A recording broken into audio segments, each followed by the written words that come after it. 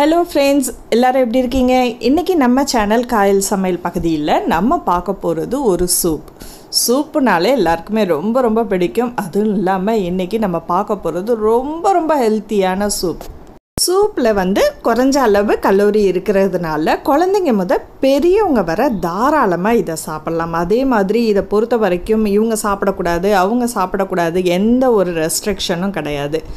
ஜுரமா அல்லது சுகர் பேஷண்ட்டா அல்லது ஜலதோஷம் பிடிச்சிருக்கா இந்த சூப் வச்சு நம்ம சாப்பிட்லாம். இப்போ நம்ம பர்டிகுலராக பார்க்க போகிற சூப்பு வந்து நெஞ்சு எலும்பு சூப்பு. உடல் பலவீனமாக இருக்கிறவங்களுக்காக இந்த சூப்பு நீங்கள் வாரத்துக்கு 3 நாள் தாராளமாக சாப்பிட்லாம். வயதுக்கு வர்ற ஸ்டேஜில் இருக்கக்கூடிய பெண் பிள்ளைகளுக்கு அல்லது வயதுக்கு வந்த பிள்ளைங்களுக்கு இந்த சூப்பை நீங்கள் அதிகமாக வச்சு கொடுங்க. உடம்புக்கு ரொம்ப நல்லது, எலும்புக்கு எல்லாத்துக்குமே ரொம்ப நல்லது. இப்போ ஒரு பேனில் கொஞ்சம் அடுப்பை சூடு பண்ணிவிட்டு அதில் எண்ணெயெல்லாம் ஊற்ற வேண்டாம். சின்ன துண்டு பட்டை, 2 கிராம்பு, ஏலக்காய், ஒரு 1/2 டேபிள் ஸ்பூன் சீரகம், 1/2 டேபிள் ஸ்பூன் சோம்பு, 1/2 டேபிள் ஸ்பூன் தனியா, 1/2 டேபிள் ஸ்பூன் மிளகு. நீங்கள் கடையில் வாங்குறத விட நம்ம வீட்டிலையே செய்யும்போது ரொம்ப ஒரு ஃப்ரெஷ்ஷாக இருக்கும். இதில் வந்து ஒரு 5-6 பல்லு பூண்டு இதோட சேர்த்துருக்கோம். இதை கொஞ்சம் அடுப்பை சிம்மிலே வச்சு கொஞ்சம் நல்லா வதக்குங்க.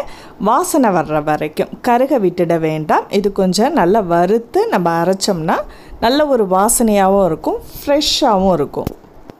ஸோ ஹை ஃப்ளேமில் வச்சு கருக விடாமல் இதை ஆறுனதுக்கு அப்புறம் மிக்சியில் போட்டு நல்லா தூள் பண்ணிவிடுங்க. தண்ணி எதுவுமே சேர்க்க வேண்டாம். இந்த மாதிரி நல்லா தூள் பண்ணி எடுத்து வச்சுக்கோங்க. இப்போ குக்கரில் நம்ம அதை குக் பண்ண போகிறோம். நல்லெண்ணெய் விட்டுங்க. 1 டேபிள் ஸ்பூன், அதிகமாக விட வேண்டாம். ஏன்னா நமக்கு வந்து சூப்புன்றதுனால ரொம்ப நிறைய எண்ணெய் விட்டிங்கன்னா திகட்ட ஆரம்பிச்சிடும்.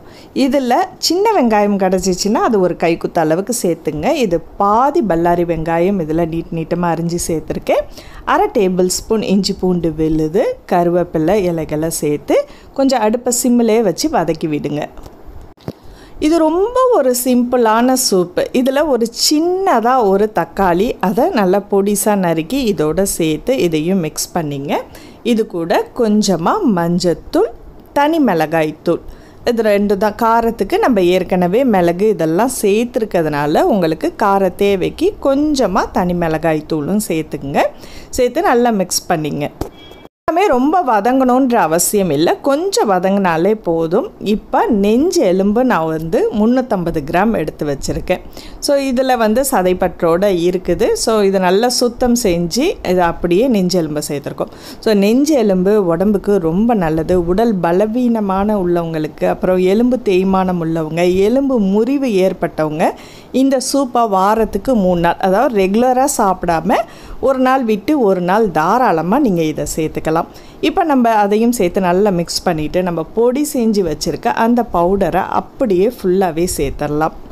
சேர்க்கும்போது நல்ல கார சாரமாகவும் இருக்கும். இந்த பொடியில் வந்து கரெக்டான அளவு கொடுத்துருக்கிறதுனால இதுக்கு மேலே நீங்கள் அதிகமாக காரம் வேணும் அப்படின்னா மிளகுத்தூளோ அல்லது தனி மிளகாத்தூளோ நீங்கள் சேர்த்துக்கலாம். எல்லாத்தையுமே மிக்ஸ் பண்ணியாச்சு. இதுக்கு வந்து 3 அல்லது 4 கப் அளவுக்கு கிட்டத்தட்ட 1 லிட்டர் அளவுக்கு தண்ணி நான் விட்டுருக்கேன். ஸோ இது வந்து தேவையான அளவுக்கு உப்பும் இதோட சேர்த்துக்குங்க. இது அவ்வளோதான். இது ரொம்ப சிம்பிளான ரெசிபி. இதை நம்ம பொதுவாக சூப்புன்றது காலையில் ஒரு 11 மணிக்கிட்ட நீங்கள் சாப்பிட்டா தான் அது உடம்புக்கு அது கரெக்டான முறையில் வேலை செய்யக்கூடியது. செரிமானம் அப்போ தான் நமக்கு கிடைக்கும். அடுத்த வேலைக்கான உணவு இப்போ ஒரு மணிக்கு நீங்கள் சாப்பிட்றீங்கன்னா இந்த சூப்பை வந்து ஒரு 11 மணிக்கிட்ட சாப்பிட்ருங்க. டெய்லி சூப் சாப்பிட்றது நல்லது, ஆனால் தொடர்ந்து ஒரே சூப்பாக நீங்கள் சாப்பிட வேண்டாம். இப்போ இதை விசில் வைக்க போகிறோம். நம்ம நல்லா மூடி போட்டு கிட்டத்தட்ட ஒரு 3 விசில் ஹை ஃப்ளேம்லேயும் ஒரு 4-5 விசில் ஸ்லோ ஃப்ளேம்லேயும் வச்சு எடுங்க.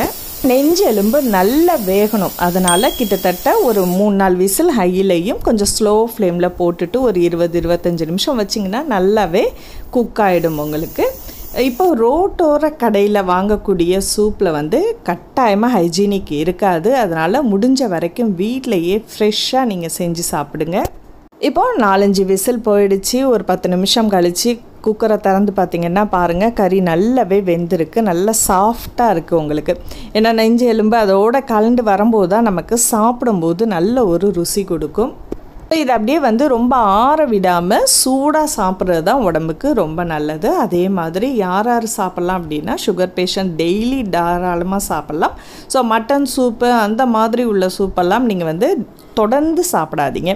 வாரத்துக்கு கேப்பிட்டு ஒரு நாள் வெஜ் சூப்னா ஒரு நாள் நான்வெஜ் சூப்பு, ஒரு நாள் கீரை சூப்பு, அப்படி மாற்றி மாற்றி சாப்பிடுங்க. காலையில் ஒரு 11 மணிக்கிட்ட இந்த மாதிரி சூப் சாப்பிடும்போது உடம்புக்கு தேவையான எல்லா சத்துக்களும் கிடச்சிடும். அதுமாரி எடை குறைவாக இருக்கக்கூடிய கர்ப்பிணி பெண்கள் இந்த சூப்பை நீங்கள் தாராளமாக சேர்த்துக்கலாம். நார்மலாக இருக்கக்கூடிய கர்ப்பிணி பெண்கள் தொடர்ந்து வெஜ் சூப் நான்வெஜ் சூப் எல்லாமே மாற்றி மாற்றி சாப்பிட்டுக்கலாம். இதில் வந்து நோய் எதிர்ப்பு சக்தி அதிகமாக இருக்குது.